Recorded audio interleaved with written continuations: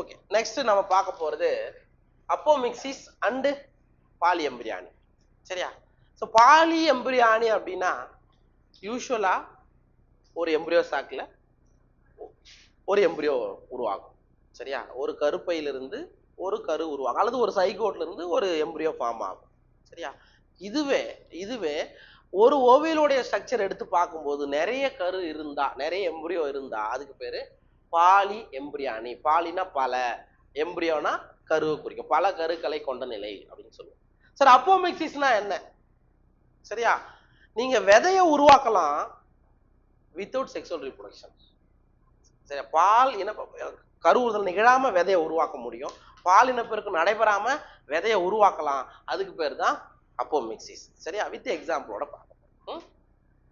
All the seeds in general are the products of fertilisation. பொதுவா விதைகள் அப்படின்றது கருவுறுதலுடைய ஒரு ப்ராடக்ட் அப்படின்னு சொல்றோம். சரிங்களா? A few flowering plants such as some species of Asteraceae and grasses have evolved a special mechanism to produce seeds without fertilization called apomixis. சரிங்களா? பொதுவா fertilisation நடந்தா தான் விதை உருவாகும். ஆனா ஆஸ்ட்ரேசி குடும்பம், ஆஸ்ட்ரேசின்னா என்ன ஃபேமிலி? சன்ஃப்ளவர் ஃபேமிலி இருக்குல்ல, அதான். அந்த ஆஸ்ட்ரேசி குடும்பத்திலையும் கிராசஸ் கிராமினேசி குடும்பத்திலையும் என்ன ஆகுது? உங்களுக்கு சீடு உருவாகுது வித்தவுட் ஃபெர்டிலைசேஷன். கருவுறுதல் நிகழாமல் விதை உருவானா அதுக்கு பேரு அப்போமிக்சிஸ். கருவுறுதல் நிகழாமல் கனி உருவானால் அதுக்கு பேரு பார்த்தினோகார்பி. வித்தியாசத்தை புரிஞ்சுக்கோ. ஃபெர்டிலைசேஷன் நடக்காம சீட் ஃபார்ம் ஆச்சுன்னா அதுக்கு பேரு அப்போமிக்சிஸ். ஃபெர்டிலைசேஷன் நடக்காம ஃப்ரூட் ஃபார்மேஷன் நடந்ததுன்னா அதுக்கு பேரு பார்த்தினோகார்பி. ரெண்டுத்துக்குமான வித்தியாசத்தை புரிஞ்சுக்கோ. சரிங்களா? Right. Thus apomixis is a form of asexual reproduction that mimics sexual reproduction. அப்ப அப்போமிக்சிஸ் என்பது கருவுறுதல் நிகழாம விதை உருவாகுது.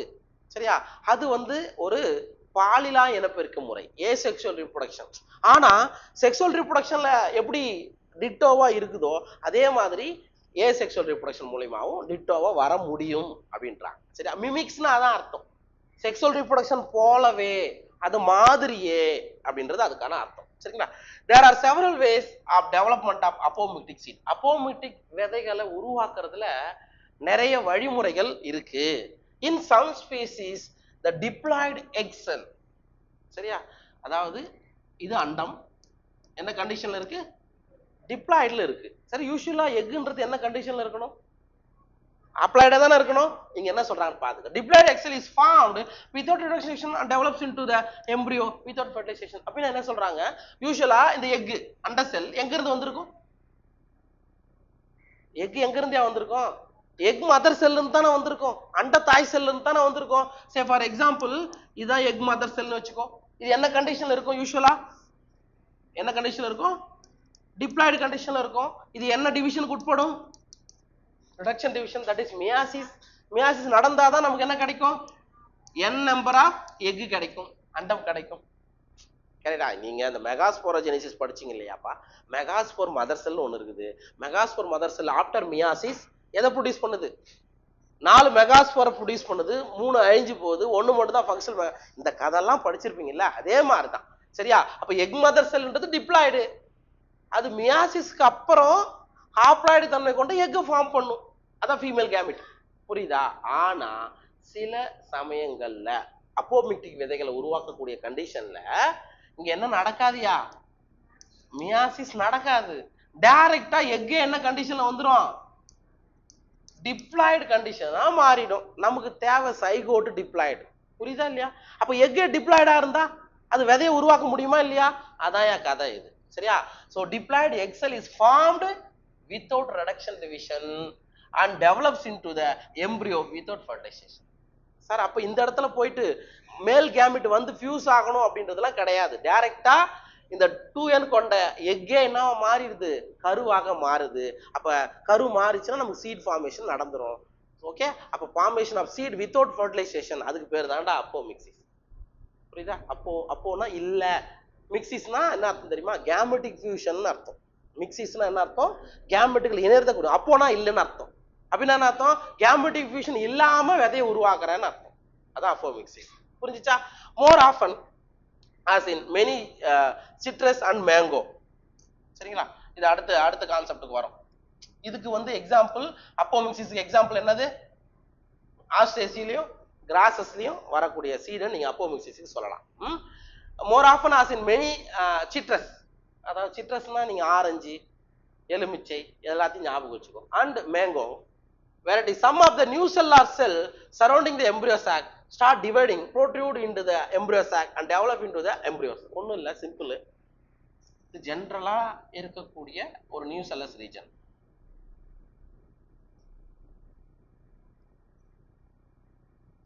இது ஓவியலோட ஸ்ட்ரக்சர் கவனி. அண்ட் இங்க தான் என்ன ஃபார்ம் ஆகும்பா? என்ன ஃபார்ம் ஆகும்? எம்ப்ரியோ சாக் ஃபார்ம் ஆகும், கருப்பை ஃபார்ம் ஆகும். அப்ப இந்த ரீஜன் யாரு? இந்த ரீஜன் யாரு? நியூசெல்லஸ். புரியுதாப்பா? இந்த ரீஜன் தான் நியூசெல்லஸ். யூசுவலா நமக்கு எம்ப்ரியோ எங்க இருந்து ஃபார்ம் ஆகும்? இது எக்கு, கவனி, இது எக்கு, இது ரெண்டும் சினர்ஜிட்டு. சரியா? அப்போ ஃபர்ஸ்ட் மேல் கேமெட் வந்து ஃபியூஸ் ஆச்சுன்னா இந்த எக்கு தான் சைகோட்டா மாறும். மைக்ரோஃபைலார் ரீஜன்ல இருக்கக்கூடிய சைகோட்ல இருந்து தான் என்ன ஃபார்ம் ஆகுயா? கரு ஃபார்ம் ஆகும், எம்ப்ரியோ ஃபார்ம் ஆகும். இதுல யாருக்கா டவுட் இருக்குதா? இல்ல. அப்ப எக்குல இருந்து சைகோட்டு எம்ப்ரியோவா ஃபார்ம் பண்ணும். புரியுதா? அப்ப எந்த இடத்துல இருந்து எம்ப்ரியோ ஃபார்ம் ஆகுது? ஜெனரலா கருப்பை, எம்ப்ரியோ சாக்ல இருந்து தான் உங்களுக்கு எம்ப்ரியோ ஃபார்மேஷன் நடக்குது. சரியா? But in some condition, example citrus and வேற என்ன எக்ஸாம்பிள் பார்த்தோம்? மேங்கோல நியூசெல்லஸ் இருக்கு இல்லையா? நியூசெல்லஸ்ல இருக்கக்கூடிய சில செல் எம்ப்ரியோவா மாறிடும். என்ன மாறிடும்? எம்ப்ரியோ. அப்ப இங்க இருந்து ஒரு எம்ப்ரியோ வரும் ஜெனரலா, இயற்கையா. அண்ட் இங்கேயும் நிறைய எம்ப்ரியோ வரும். இதுக்கு பேர் தான்டா பாலி எம்ப்ரியானி, பல கருநிலை. அப்ப ஒரு ஓவியலுக்குள்ள பொதுவா ஒரே ஒரு கரு தான் இருக்கணும். ஆனா சிட்ரஸ்லயும் மேங்கோலையும் நியூசெல்லஸ் ரீஜன்ல இருந்து எம்ப்ரியோ ஃபார்மேஷன் நடந்துரும். சரியா? இதுக்கு பேர் தான் என்னது? பாலி எம்ப்ரியானி அப்படின்னு சொல்றோம். இப்போ எனக்கு ஒரு கேள்வி, நியூசெல்லஸ் ஹாப்ளாய்டா டிப்ளாய்டா? டிப்ளாய்டு தான். ஏதாவது டவுட் இருக்கா? அதுல டிப்ளாய்டு தான். அதனால அங்க உருவாக்கக்கூடிய எம்ப்ரியோ அப்படிதான் இருக்க போகுது, டிப்ளாய்டா தான் இருக்க போகுது. இதுக்கு பேர் தான் poly embryony. Take out some seeds of orange, squeeze them. அதாவது ஆரஞ்சோட விதைகளை எடுத்து நல்லா நல்லா அழுத்தி பாருங்க.